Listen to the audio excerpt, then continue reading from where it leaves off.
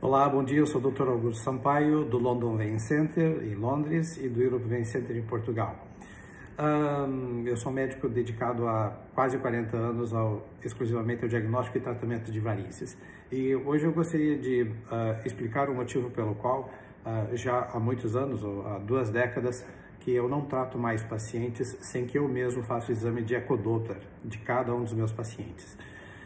Entre os vários motivos estão, em primeiro lugar, sempre que você tem alguém que vê uma imagem, estou aqui a observar na minha janela uma vista de um local muito bonito, cada um descreve aquilo de uma determinada forma.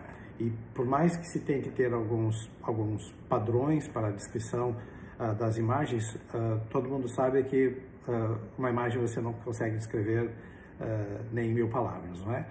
Então, esse é o primeiro fato mais importante, é que é realmente muito necessário que o cirurgião de varizes, ele mesmo veja como que estão as coisas embaixo da pele, na circulação, e não se prenda exclusivamente por aquilo que ele pode ver, porque nem sempre os problemas importantes, realmente importantes, são visíveis.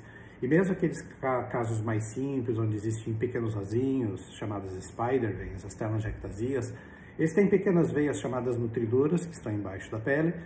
Muitas dessas estão conectadas a outras varizes mais grossas, escondidas embaixo da pele, e muitas dessas estão conectadas em problemas na veia safena.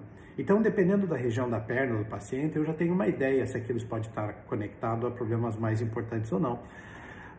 Infelizmente, Curitiba foi uma das cidades que teve a felicidade de ter um dos melhores serviços de ultrassonografia vascular na Santa Casa, que já, se não me engano, desde o começo da década de 80, desde o começo da década de 80, de 90, já começaram a realizar os exames de ecodoppler com a equipe do Dr. Carlos Engelhorn e também a doutora Maria Luísa Engelhorn, e eles estabeleceram um padrão naquela cidade, então, muito alto com relação à qualidade dos exames, que eram extremamente confiáveis, com relatórios extremamente descritivos e detalhados, e sempre acompanhados de um mapa de varizes. Né? O mapa de varizes, ou mapa levantado através da ecografia, é algo semelhante a isso. Né? Onde, então, isso é de uma paciente minha, onde o médico, durante o exame de ecodoppler, marca as principais referências, onde que estão as veias do paciente, quais são as veias mais calibrosas, etc. Uma série de informações que necessitaria de uma leitura de uma página inteira para poder ler isso, e que apenas com um gráfico eu sou capaz de, em 3 segundos, entender o problema de um paciente, não é? Então, quando nós fazemos a ecografia, criamos isso que é uma cartografia, é um mapa cartográfico dos vasos, e após o tratamento nós podemos, então, anotar também as mudanças que houveram na circulação do paciente. Talvez, então, a informação mais importante é essa, é não se perder informação de qualidade do paciente, né? A segunda questão é porque o médico que vai realizar o exame, ele precisa não ter apenas a experiência em identificar as estruturas, descrevê-las adequadamente, testá-las apropriadamente, mas também saber qual que é a importância clínica e ecográfica de cada uma daquelas coisas. Então, quando ele vê isso, ele descreve, ele não consegue descrever como quando você vê uma paisagem e você até pode dizer, olha, tem cheiro de terra molhada, ou tem um cheiro de araucárias, né? Ou tem cheiro de uma determinada flor, não é? Você pode dizer isso, mas você não consegue transmitir essa sensação como quando você vê o problema e você vê ali uma veia com defeito e aí você pensa, essa veia aqui é importante. Então, o ecodoppler, na minha opinião, e se você está assistindo aqui até o vídeo, eu imagino que também muitos colegas vão ouvir o vídeo. Não é? É normal que a gente acompanhe os posts de outros colegas. Não é? O ecodoppler, quando ele é realizado pelo cirurgião, ele é o mais importante momento criativo. Né? É um momento de interpretação e é um momento onde você consegue imaginar. Olha, nesse paciente eu tenho que tratar a veia só nesse lugar aqui, eu tenho que tomar um cuidado ali porque tem uma dilatação na veia, aqui eu tenho que cuidar porque tem um nervinho aqui próximo desta veia, o melhor lugar para eu dar a picada nesse paciente para entrar uma fibra óptica é nesse lugar, se eu for fazer espuma eu vou começar a injeção aqui neste ponto para baixo, enfim. O ecodoppler é um momento criativo, né? E isso tem sido suprimido porque, com a realização dos exames algumas vezes em laboratórios normais, né? Onde os médicos apenas têm interesse em ver a veia, descrever se tem defeito ou se não tem defeito, simplesmente isso, né? E esta informação ela é insuficiente para a gente decidir, na maior parte dos casos, o que a gente vai fazer com o paciente. Por esse motivo que eu não perco tempo. Meu paciente, ele tem o exame de ecodoppler já integrado na primeira consulta, ele nem paga mais por isso. Eu considero hoje em dia que o ecodoppler é como se fosse o meu estetoscópio, né? E para ter uma ideia, meu primeiro aparelho de ecografia no ano 2000 pesava 250 quilos, era do tamanho de uma geladeira, né? Hoje em dia o equipamento que eu utilizo é esse daqui, que é um equipamento de alta definição, com alta portabilidade, e que mesmo com iPhone ou mesmo com iPad, eu consigo ver a imagem com uma tela grande, 12, 13 polegadas. Isso daqui é utilizado durante a consulta para fazer a ecografia e gerar esse mapa de varizes.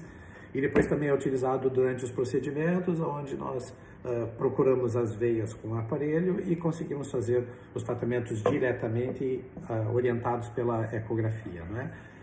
Enfim, se você chegou aqui ao fim deste vídeo, que como eu disse, é exclusivamente para você entender que este exame é simplesmente a segunda coisa mais importante numa consulta de flebologia, porque a primeira e mais importante é dar atenção ao paciente, deixar ele falar o que quer, quais são os seus desejos.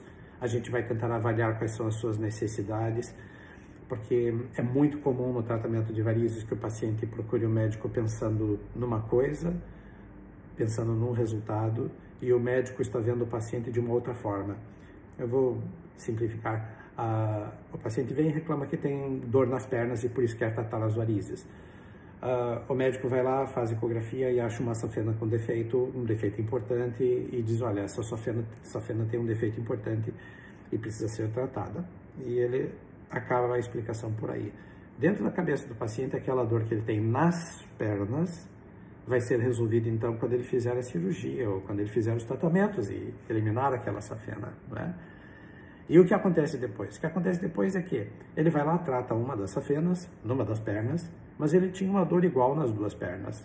O médico, na verdade, tratou a ecografia, o médico tratou a safena que estava doente, mas o médico não tratou o paciente, porque aquela dor dele não era causada pelo problema na safena. A dor dele era causada porque ele tinha um problema na coluna, ou porque ele tinha retenção de líquido, ou porque ele tem algo que se chama de edema cíclico idiopático, que é quando a perna incha do nada. Isso acontece muito comum em mulheres.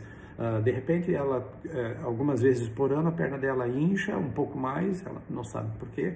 E alguns desses pacientes, então, muitos deles, isso é chamado de idiopático, porque muitos deles vão lá, fazem todos os exames complementares e os exames não mostram absolutamente nada de anormal com ela. Portanto, aquele problema que ele tinha na safena, mesmo que fosse importante, não era aquilo que estava causando a dor no paciente. Então, o paciente usou o seu tempo, usou o seu dinheiro, numa expectativa de fazer um tratamento que lhe custou caro, para ele poder melhorar a sua circulação e melhorar a dor nas suas pernas. Depois do tratamento, ele fica com a safena curada, fica com o problema resolvido, entretanto as suas dores nas pernas continuam. Então veja, o exame é essencial, mas como eu falei, é a segunda coisa mais importante. O mais importante é a gente entender o que é que o paciente precisa, o que ele sente, o que ele precisa. E a gente poder dizer para ele, explicar se aquelas coisas que a gente vai tratar nele, se vão causar aquele resultado que ele está esperando. Porque ele estava pensando na dor e o médico estava pensando na veia safena. Tá ok? Um grande abraço para você. Fique bem.